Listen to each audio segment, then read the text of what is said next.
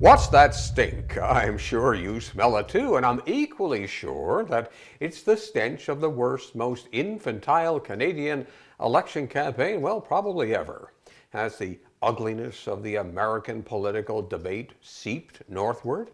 Has the Canadian sense of fair play and decency, in fact, gone south? I remember when the hallmark of our politics was respect. The leaders may not have liked each other very much, but there was mutual respect. And even the attacks, while often fatal, were never personal. I had no option if I was able. That is an avowal of failure. That is a confession of non-leadership. And this country needs leadership. You had an option, sir. You could have done better. Now compare that cutting soundbite to the current Conservative leader. I think this was the moment Andrew Scheer may have lost the election. Mr. Trudeau, you are a phony and you are a fraud and you do not deserve to govern this country. Really, is this prime ministerial in the least? Is this the schoolyard bully you want leading us? Well, the Liberals are not lily white in all of this either. Trudeau has admitted he has been, in his words, sharp with Scheer, and Trudeau's attack dog, Gerald Butts, has been let loose on the Tories. You remember Butts, Trudeau's chief briefcase carrier, who resigned when the SNC-Lavalin affair was exploding like a cluster bomb. He has been relentless and somewhat underhanded in mean-spirited attacks on social media. Canadians are indeed hitting the bottom, if there is one. And yet we find ourselves now in a more polarized, more divisive election than even the 2015 one.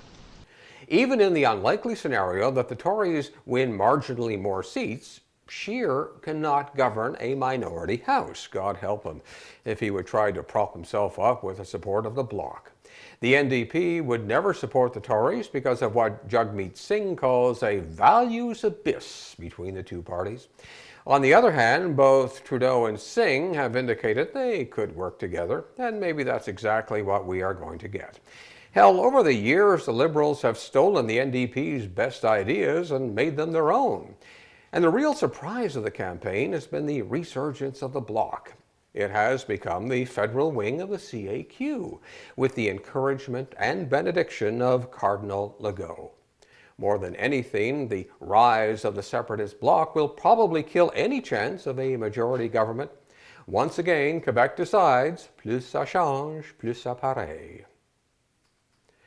I, for one, will be happy when this is all over. Have we really had a serious debate on the issues? I mean, a serious conversation? The political climate in Canada is plunging into a dark place. The creeping polarization is unsettling. And when the Prime Minister of this country is forced to wear a bulletproof vest to a Canadian political rally, then, my friend, we have truly gone off the rails. But along with that polarization comes an increasing cynicism.